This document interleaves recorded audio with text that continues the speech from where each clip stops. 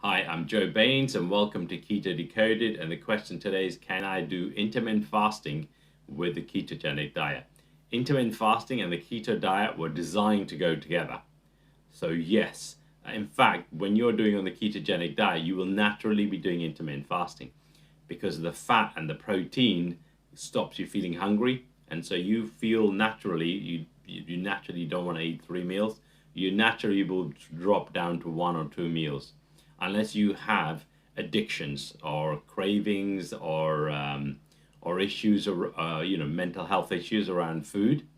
The ketogenic diet with intermittent fasting, like 16 hours or 18 hours. I do about 20 hours of intermittent fasting. It's perfect. In fact, there are loads of keto people who just eat 1 meal a day and their health is astronomical. So if you can do that, that'd be brilliant. Because